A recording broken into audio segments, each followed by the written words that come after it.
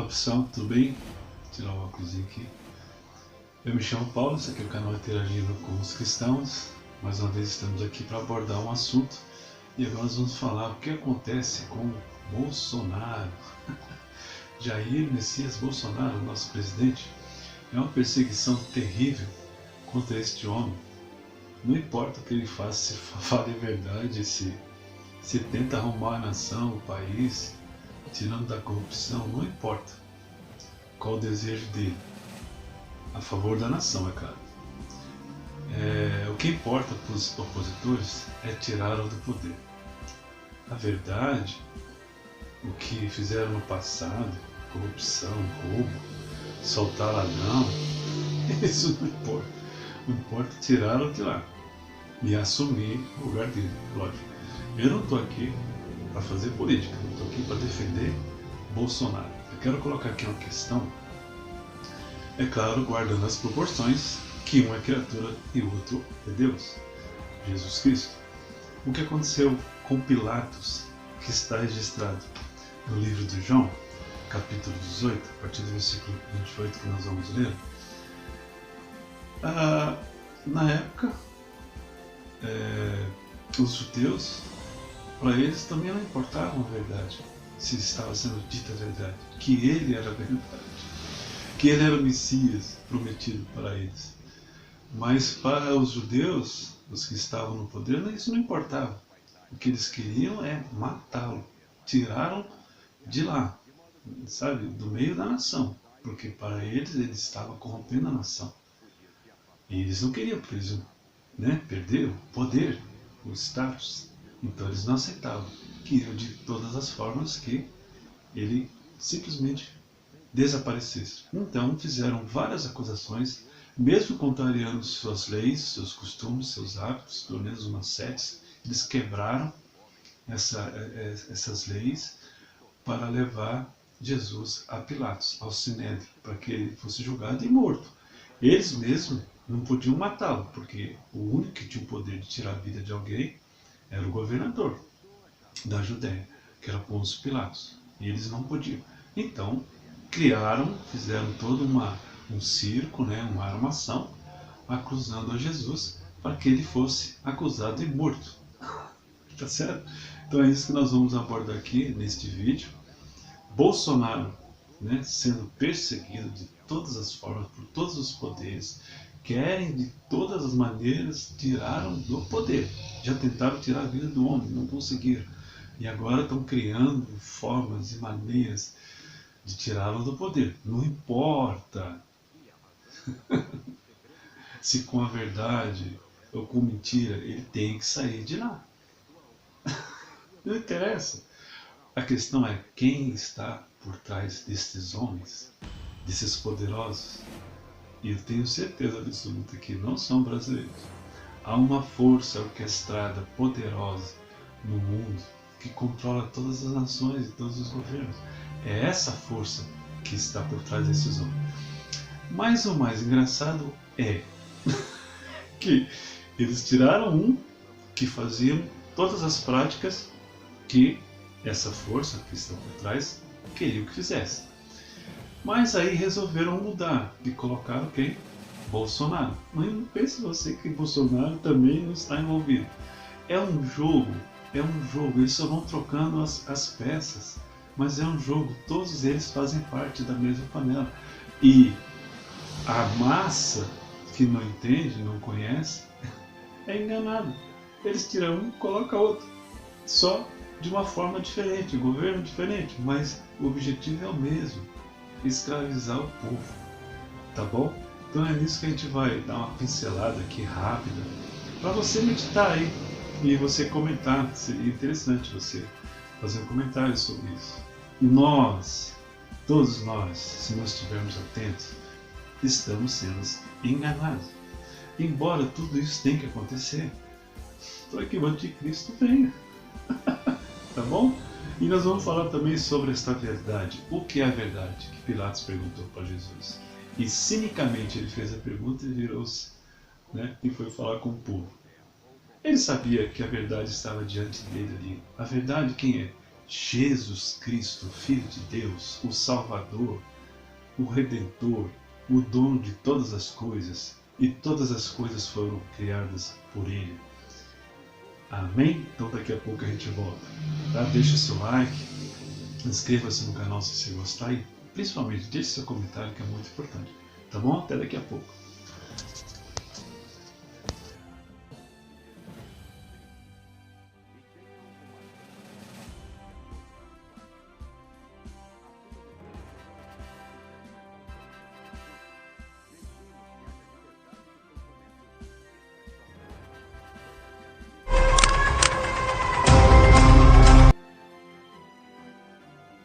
João, capítulo 18, versículo 28.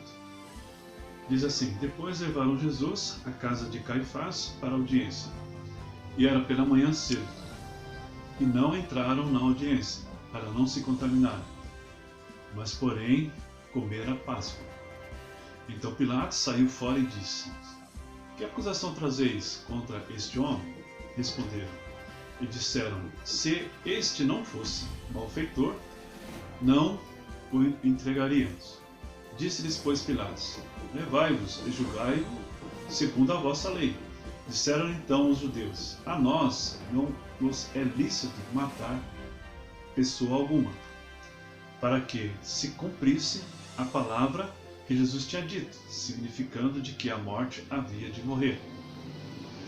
Tomou, pois, a entrar Pilatos na audiência e chamou a Jesus e disse: Tu és o rei dos judeus? Respondeu-lhe Jesus: Tu dizes isso de ti mesmo, ou disseram outros de mim? Pilatos respondeu: Porventura sou eu judeu? A tua nação e os principais dos sacerdotes entregaram a mim. O que fizeste? Respondeu Jesus: O meu reino não é deste mundo. Se o meu reino fosse deste mundo, pelejariam os meus servos, para que eu fosse entregue aos judeus, para que eu não fosse entregue aos judeus. Mas agora o meu reino não é daqui. E disse Pilatos: Logo tu és rei? Respondeu Jesus: Tu dizes que eu sou rei. Eu para isso nasci e para isso vim ao mundo, a fim de dar testemunho da verdade. Todo aquele que é verdade, que é da verdade, ouve a minha voz. Disse-lhe Pilatos: O que é a verdade? Dizendo isso, tomou e foi ter com os judeus. Né? Saiu de fininho, né? Bem cínico. Então, o que é a verdade? Jesus respondeu: Ele é a verdade. Ele é o caminho, a verdade e a vida. Não importa se os filósofos de antigamente, os filósofos modernos, seja qual for a época que o mundo viveu, esta é a verdade. Nós vamos falar um pouquinho mais adiante de filosofia, mas quando se trata da verdade, é pura e simples. É Jesus Cristo, o Filho de Deus, que deixou a sua glória e desceu até aqui para morrer por nós, pecadores. E aqueles que creem na verdade, que é Jesus Cristo, que é o Filho de Deus, que se sacrificou, o Cordeiro de Deus, o Cordeiro imolado, por nós, se nós cremos nessa verdade, então teremos a vida eterna. Não há outra verdade fora dessa. Essa é absoluta. Amém? O apóstolo Paulo, ele esteve em Atenas e ali ele pregava na praça, né? Ele observou que havia vários deuses, vários monumentos a deuses estranhos, e tinha um monumento ali ao Deus desconhecido. Então ele, muito inteligente, se apegou nisso e começou a pregar Jesus Cristo, que era aquele Deus desconhecido, que eles não conheciam. Então os filósofos da época, que viviam pregando nas praças, observou e chamou ele de paloleiro. Quem é esse paloleiro? O que ele prega? Que coisa nova, que coisa diferente é essa? Então chamou ele até ao Areópago para discutir sobre esse assunto. Então Paulo já debatia sobre essa filosofia na época. Não tem nada de novo. E nos dias de hoje, nos filósofos modernos, nós temos um que é moderado, que é o Immanuel Kant. Kant, ele defendia, né, sobre esses pensamentos, ele dizia que havia um limite, né, para o homem. E ele escreveu aqui Então ele falava a capacidade de conhecer e distingue, né, o homem de outros animais, e isso provém de sua racionalidade. E, a fim de responder questões pertinentes ao conhecimento, Immanuel Kant escreveu uma de suas maiores e mais importantes obras, chamada Crítica à Razão Pura. Nessa obra ele apresenta a razão humana e até onde a mesma pode chegar, ou seja, suas limitações. Afinal, os questionamentos ininterruptos caminham para uma conclusão convincente. Para entender isso, Kant descreve a construção da razão humana, bem como suas possíveis ilusões, a fim de ressaltar o quanto pode ser distorcida a realidade. Kant trouxe a público essa obra por volta do ano de 1781. Então, ele dizia que há um limite, né, para o pensamento. Não se pode relatar tudo da forma que você vê as coisas e achar que aquilo, concluir que aquilo está certo e é bom para todo mundo. Então ele dizia que há uma limitação, um limite no pensamento humano, né, na razão. O cara não pode sair viajando na maionese e concluir que tudo aquilo que veio no coração dele maligno é bom para todo mundo. Correto? Então essa é a filosofia. É o pensamento humano, né? Ele pega as coisas da atualidade ali, do que ele está vivendo, ou do que ele já leu, do que ele já passou, e escreve, né? Pondera sobre isso aí. Mas, é como eu digo, há o lado bom e o lado negro, né, do pensamento humano.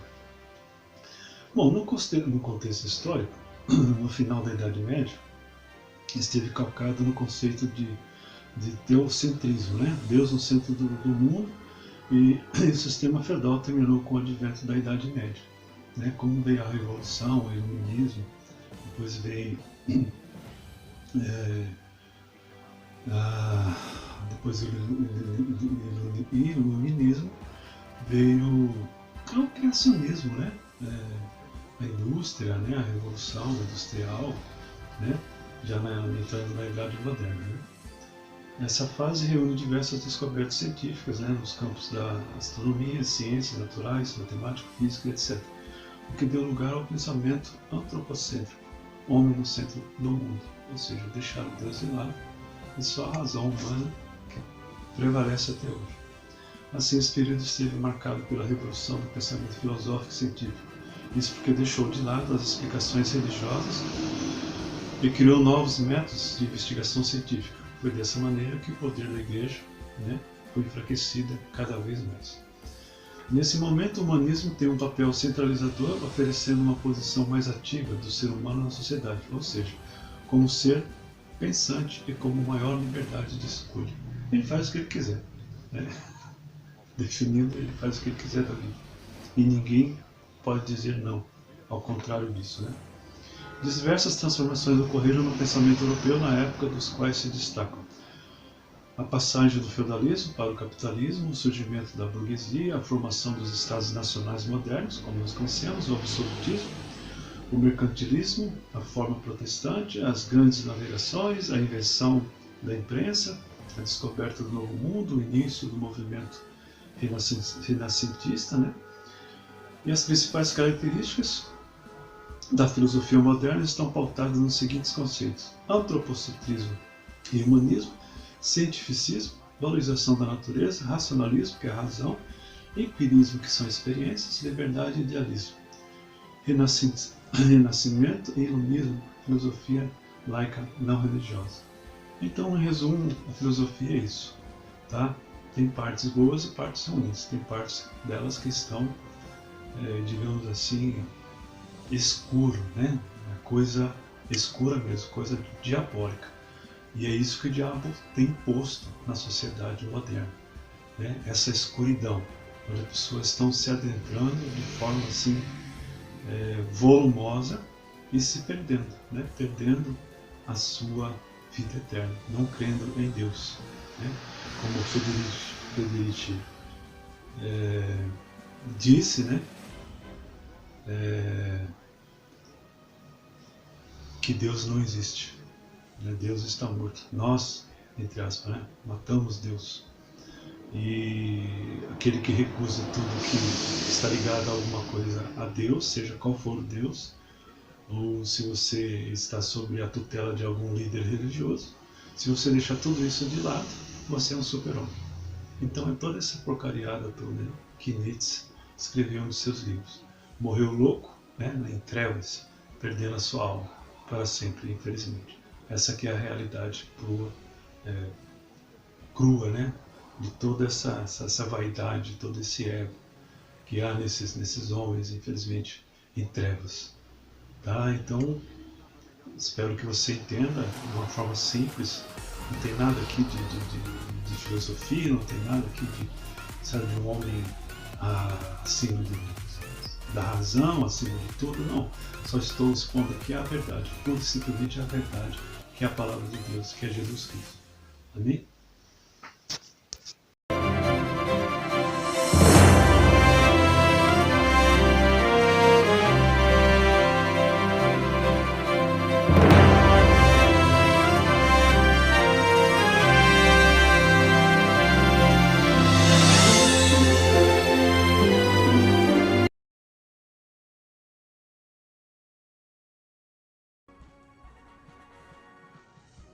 Aqui de volta. Quero ler dois versículos. Daniel, capítulo 2, versículo 20 e 21, que diz assim a palavra do Senhor.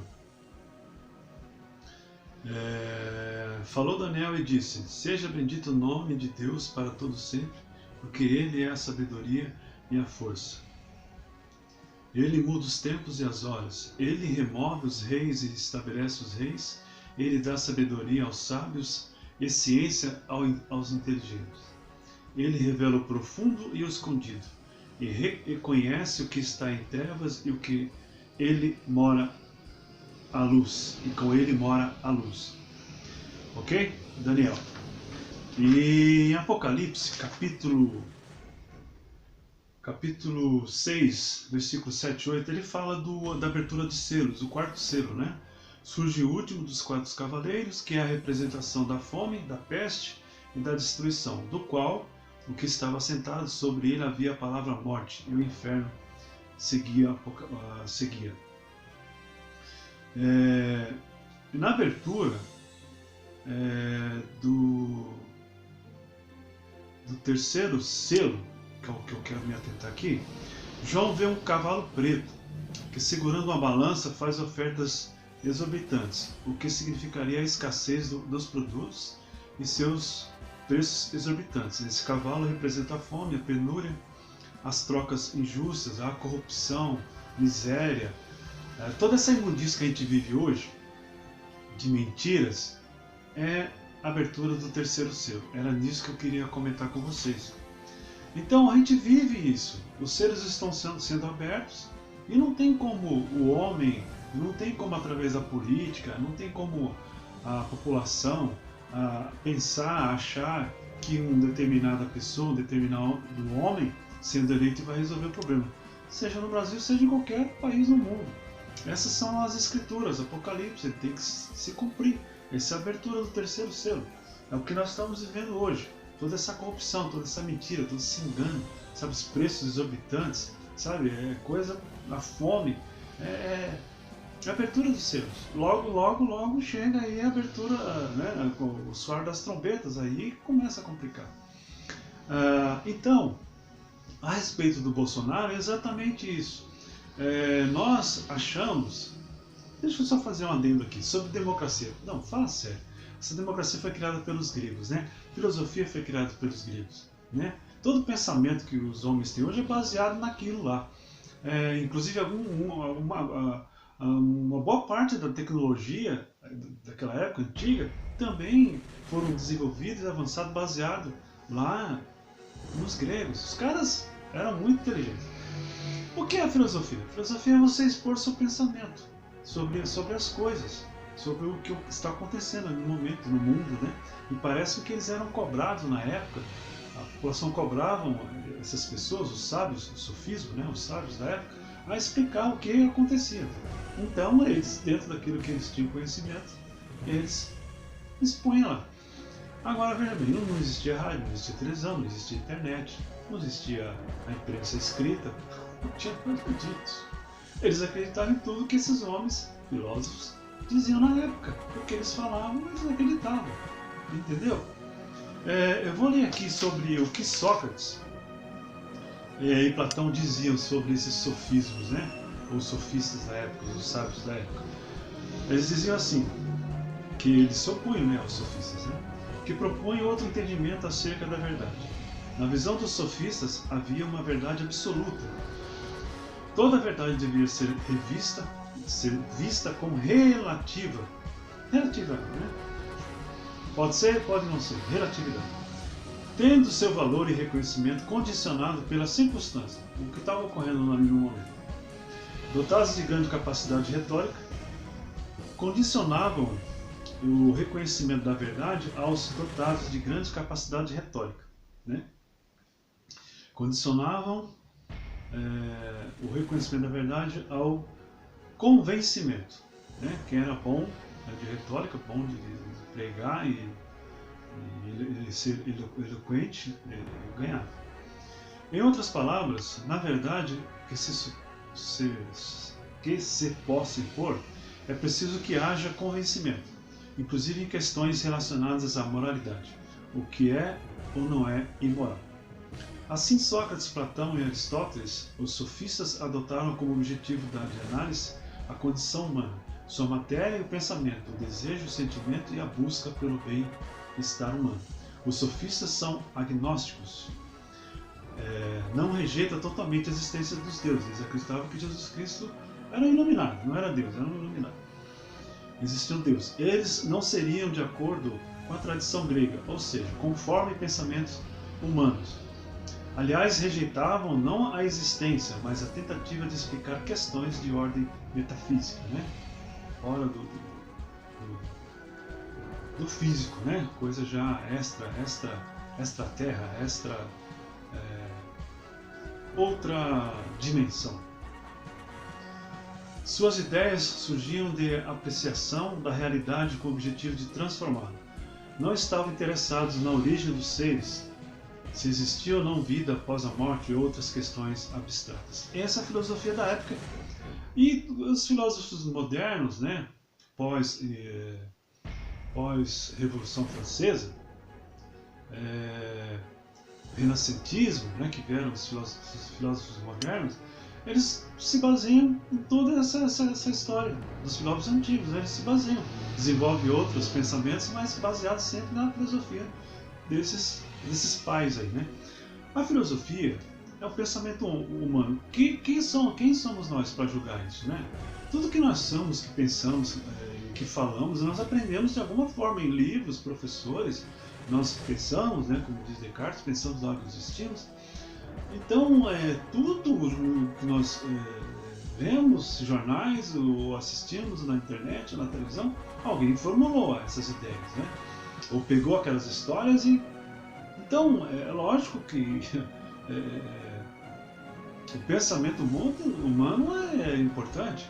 O problema é o meio termo.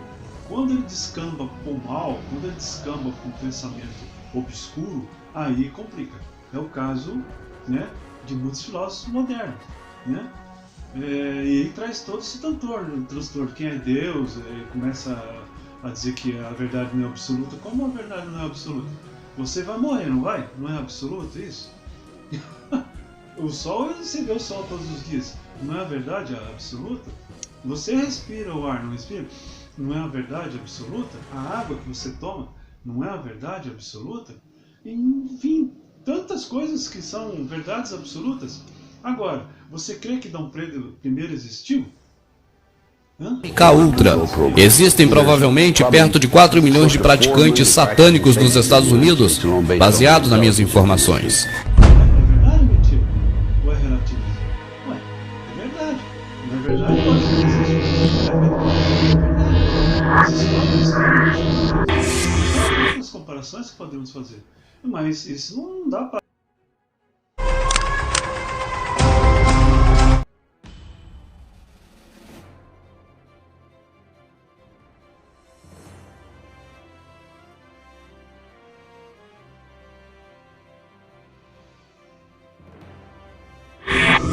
Estamos falando de forças do oculto, estamos falando do pentagrama de 5 pontas, que foi usado pelos adoradores de Satanás durante milhares de anos. Se retirarem as 5 pontas de uma estrela de 5 pontas ou de um pentagrama, sobrará no meio um pentágono.